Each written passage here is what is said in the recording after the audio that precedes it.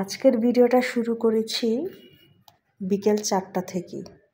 শাওয়াল মাসের যে 6টা রোজা ছিল, সেই 6 রোজা আমার হাজব্যান্ড রেখেছিল আর একটা ছিল আজকে। তো শেষ রোজাতে ভাবলাম আজকে কিছু ইফতার বানিয়ে নিই, কারণ রমজানে যে ইফতার বানিয়ে খেয়েছিলাম সেখান থেকে বুট, বেসন, পেঁয়াজুর ডাল সব কিছুই ছিল বাসায় বেশি বেশি। তো ভাবলাম আজকে পেঁয়াজু বেগুনে আলুর চপ ভেজে নিই, যেহেতু সে রোজা রেখেছে।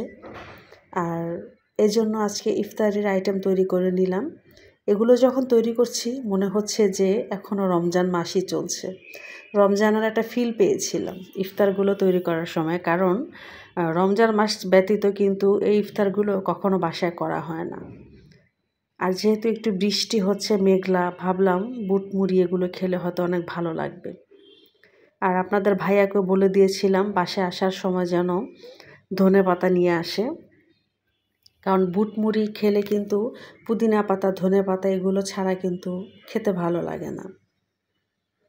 ইফতারগুলো যখন বানাচ্ছি ছেলেকে অনেক মিস করছিলাম, কারণ আমার ছেলে এই ইফতারটা অসম্ভব পছন্দ করত। সে যেহেতু দেশের বাইরে এখন আমাদের সাথে নাই, ও তো আর এগুলো আসলে খেতে পারে না। এজন্য মনটা অনেক খারাপ হয়েছে ওর জন্য। একা একা থাকে, চাইলেই তো এই ভালো ভালো খাবারগুলো, বিশেষ করে মায়ের হাতের রান্নাটা তো আর সে চোখেই দেখে না। এজন্য ছেলেটাকে ভীষণ মনে পড়ে যখন ইফতারগুলো তৈরি করি। বৃষ্টির দিনে কিন্তু এই ধরনের খানা খেতে খুবই ভালো লাগে, আর সাথে যদি কড়া লিকারের চা হয়। এগুলো বানাতে বানাতে তো আমার অলরেডি 5:30 বেজে গেছে সব কিছু তৈরি করতে করতে।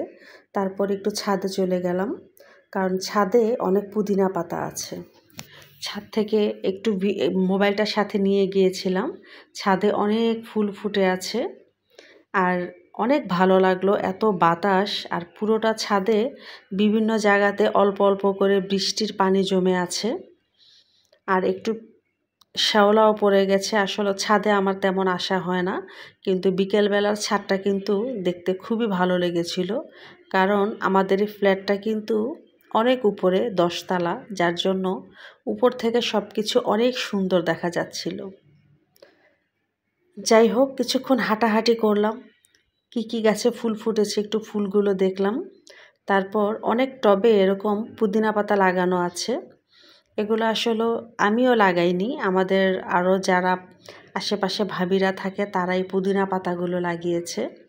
তো এগুলো নিয়ে আসলাম কিছু তুলে, তারপর বেলের শরবত বানিয়ে নিলাম। আপনাদের ভাইও বাসায় চলে এসেছে। আমি মোটামুটি সব কিছু গুছগাছ করে রেখেছি। রমজানের খেজুরও ছিল বাসায়, খেজুরও কয়েকটা ধুয়ে নিলাম। তারপর আর কি আজান দিয়ে দিবে, তো আমি ওকে বললাম তুমি আজকে ইফতারটা তৈরি করো, কারণ তার হাতের মুড়ি মাখাটা অসম্ভব ভালো হয়। আমি এত ভালো করে মুড়ি মাখতে পারি না। দুজনেই খেলাম। আসলেই মনে হচ্ছে যে এখনও রমজান মাস। আপনারা ভিডিওটা দেখলে হয়তো তাই ভাববেন যে এটা কি কোনো রমজানের ভিডিও কিনা। মুড়িটা মাখতে মাখতে তো আজান দিয়ে দিল। তারপর আর কি দুজনে বসে বসে মুড়ি খেয়ে নিলাম। মুড়িটা যখন খাচ্ছি তখনও ছেলে মেয়েকে অনেক মিস করেছিলাম। আজকের ভিডিওটা এই পর্যন্তই। কেমন লাগলো? আর আপনারা এই শাওয়ালের 6 রোজা কারা কারা রেখেছেন অবশ্যই কমেন্ট করে জানাবেন, এবং সবাই ভালো থাকবেন। আল্লাহ হাফেজ।